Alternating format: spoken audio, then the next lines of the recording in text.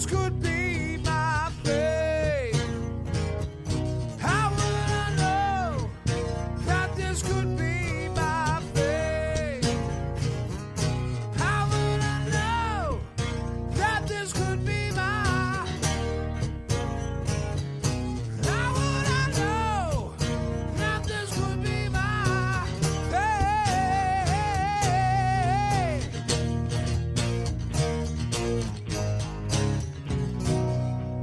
Shit on my little chain.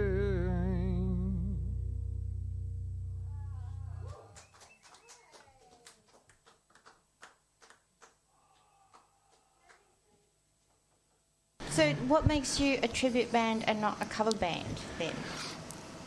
Good question. Thank you. A friend of mine, a good friend of mine says we're more a concept show than a tribute band because we are covering various acts. Yeah. See, a lot of grunge people who like grunge, they all associate grunge with those bands. Yeah. So yeah. we're not a 90s tribute band because we don't cover anything else outside that genre. We're more a concept show looking at those acts. Yeah. I mean, look at the albums. There's a majority of albums that we can draw the content and the material from.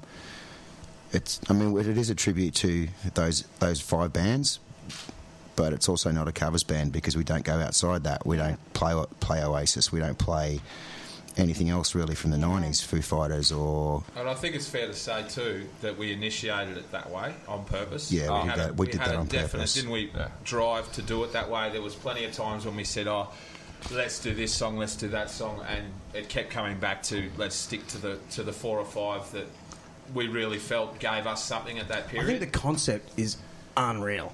Good. Like just at a time where people might go, like we all, Mikey, you've been in the scene of doing gigs every single weekend. You know exactly what is booking into the pubs when there's the 70s show and there's the 80s there's show. numerous 80s shows. All those sort of things, there's and numerous 70s shows. And even me and my little crappy cover band playing Mustang Sally, I'm like, oh man, that's it. It's you're playing. You are sucking let me get dicks this if out. you're doing that. Can we get this out and move on? Can we get this out and move on past 80s covers band? Well, that's what I'm saying.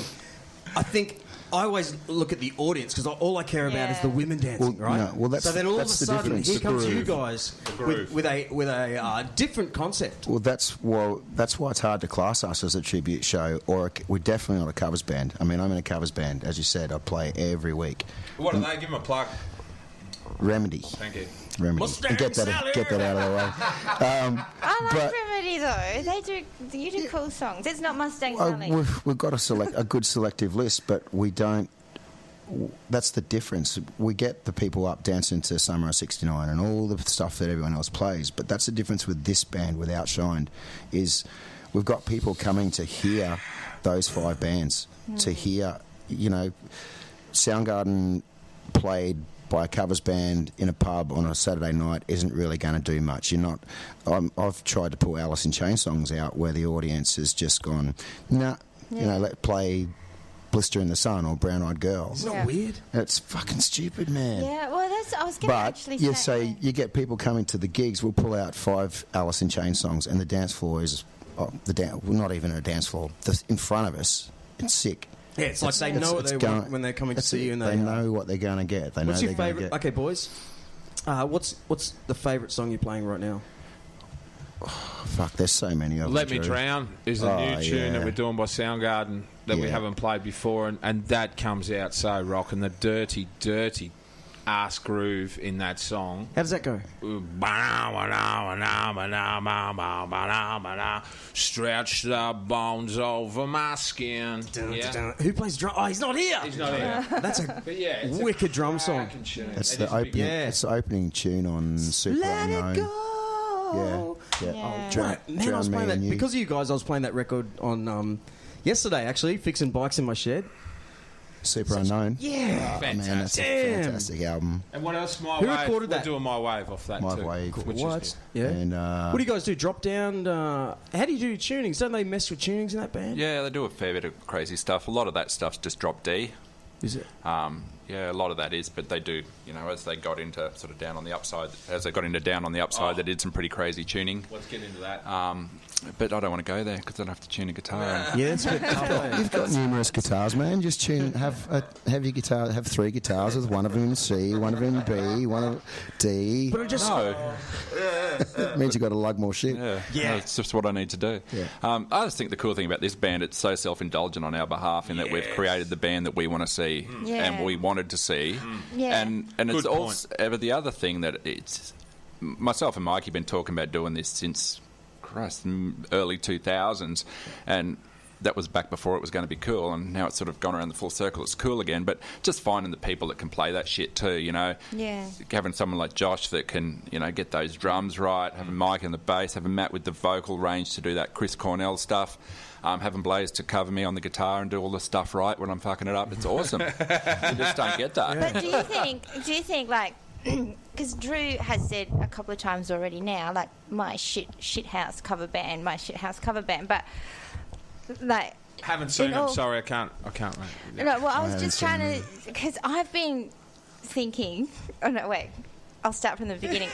No, well, because in all fairness to cover bands, and I think you tried to touch on this earlier, is that you don't necessarily want to play that music, but it's what's going to get you the gigs. Yeah. Is that a fair statement? Matt will come back to that dirty thing he says earlier, where you have to get on the end of something in a certain way. I mean, Faith No More did it beautifully, didn't they? With their style of music, they released albums that they knew would sell, so they could write the shit that they knew was going to be crazy and arty, that would take a bit more. So there is, to a point, you've got to do certain things. But I think when you've got quality, and I think that's what Matt's talking about, we don't blow our own trumpet, but we have a certain standard that we are so hard on ourselves as individuals. Most of the time, we're not. It's not about just getting out and playing. The reason we're doing this is because we absolutely love those bands and love that music. Do you think? And I'm not just saying like the bands, but the people who hire the bands too. Do you think that maybe somewhere along the line you underestimate the audience? Because I know that I am getting sick of listening to cover bands that play Mustang Sally. It depends on the client. Like that's something. Yeah. Well, how's this? Here's one for you guys, right? How good is it when you're playing your set list and you go, yeah, great songs, bang, bang, bang, everyone's on the dance, everyone's moving, and then you bring out that song that you think everyone will love. And the crowd, and they just disappear. What the? Love it. You know what I mean? And you have to replace it with, you sort of panic, especially in a cover band, Mikey. Like you sort of go, give that another try, but they're not dancing to that song. It's big on the radio. But that's just and then that you drop it from the crowd. list and you lose it. You don't play it So again. it'd be interesting in your position where everyone knows their record's back to front, right? And it's nice to be able to dictate to a crowd a bit, and this is where we're going. I think instead of playing the music that the radio has played, so therefore there's a definite want for it from a certain angle, right? Instead of us dictating what we knew we loved in the 90s, what made me want to sing, what made me want to do things beyond Cobain and Cornell, they drove me. So, and I'm sure it's the same with a lot of people. That music, this music that we're playing, has a heartbeat, man. It's got veins and hairs, and it hangs off you, and that's what I miss from a good pub show is the music hanging off me. It's like, it's thick, and we'll deliver that. We don't cut corners with production.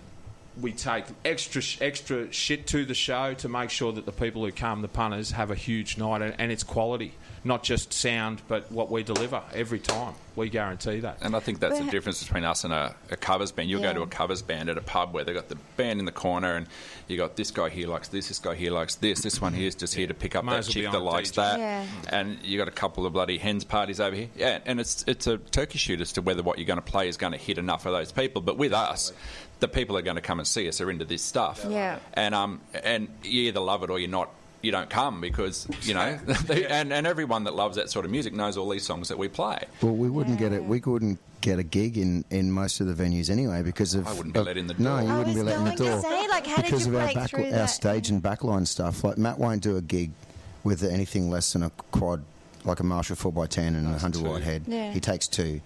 Blazer's head. What about his Blazer's... rider? Does he ask for anything weird? Like? We don't have... No. Rubber chicken. The other Matt's interested in the rider. Pacey, I think Matt and Matt are the only ones that really have a drink. I don't think I've ever seen you drink at a gig. No. Come No, I don't drink. Come on. Pacey's, I drink coffee. Yeah, I drink coffee. I drink coffee or orange juice, and Pacey doesn't. He's a health freak, so he doesn't drink beer or anything either. Who? So me and Matt are the only ones that Drummer. drink the rider, and we're happy with that. Yeah, you guys. Stay These away. guys drink the rider. It's nah. Been doing it for too long. Yeah. Yeah. You need to work on that. It was the 90s, remember? I remember the 90s a whole different. Yeah, That sounds so weak saying that, but I actually that was do different. remember, It was different back in those times. I mean, no, that's Yeah. probably why now I don't. Is because it was over excess. G'day viewers. For anyone listening to this worldwide, Australia-wide, or even locally, if you want to support the show, head on over to patreon.com and check out our page there. You can donate $1, $2, $5, $10 or $20 a month if you really want to support the show. Anyone over $10 a month will receive photos of Rika in a bikini, and every month the bikini gets smaller. No, they won't. Yes, Rika. Stop Listen. me. Stop being my pimp. There's lots of good-looking half-Japanese birds, slightly ditzy, that want to be on this show. Why don't we get bikini shots of them? No. So, seriously, thanks for tuning in. And if you want to support the show, help us out and head on over to patreon.com. Or anyone that wants to be our sponsor. Like, if you're a millionaire with nothing better to do with your money, then buy... Send photos of yourself to Rika. No, thanks, guys. Thanks for tuning in. photos of your car. Joking. You know what, man? Right back then, I went to it's what's too that, much. What's that metal festival? It starts with an S. Soundwave? Soundwave. Yeah, Soundwave Festival. I went there in 2016, right? And I was doing all this a lot of fitness stuff back then. And because I remember seeing Soundgarden at the big day out, that was the first big day out I ever saw. Actually, 94. Yeah, 94. Right? Yeah. And I saw them the week before at bloody. The Cult headline later that day. Oh, shut up! Yes. So good. Anyway, good. but because I was from that era, to go to any music festival mean you have to get messed up. Oh, Like, Yeah. Sneak drinks in, everyone's doing stuff, you know. Yeah. And I've ridden that stupid wave for like 15 years, thinking, oh man, I've got to go out. That's what we have to do. I went to Soundwave with a mate the other day, 2 years ago. Didn't drink, saw Slipknot, all these great bands, sober. It was the greatest thing ever. Exactly. It was like. Yeah. You can't remember when you're Save on. $200. Yeah, But all exactly. that stage diving stuff, all that Jane's Addiction and Wasted, and it was like this haze was over the music in a good way, you could argue. But Of course. and here you guys are sipping tea. Mate, you find I think that's the Include way. me in that. We sound like pussies now, don't we? I love it. No, it's actually While I'm sitting here that's what I mean. having It's actually when you're on the beer. it's, But I'm it's pretty sure that you'll find most of the guys that we're actually covering now would be reformed alcoholics. They've been 100%. through their rehab and they're all doing the same now. Well, They've got to be able to maintain that lifestyle to be able to do continually tour. I mean, I went and saw Biffy Clyro in Brisbane last week. Simon had tea on stage. The lead singer had... They all drink hard water, and most of Fooey's have after shows different, but when they're playing, there's bottles of water, drinking tea, drinking coffee, whatever. well, Yeah. I'm going to say this one, right? When the band I was in, Bull Rush, right? Our bass player, we went to high school together. We did everything together. He's in the Cult now. Grant Fitzpatrick, he's the bass player. He's been in the Cult for 2 years, living in LA. Awesome, fantastic. Wow. Yeah, a great, massive story. We're from Rochedale and Brizzy, right? The biggest thing that's ever happened. Well, we saw him at Eaton's Hotel. So it's him and John Tempesta, the drummer, Yep. right? So we're having a beer up there, and I'm all stoked. I'm with a couple of mates, like, yeah. You know, John Tempesta was, he went to high school with everyone from Anthrax. He was in Rob Zombie. Rob Zombie.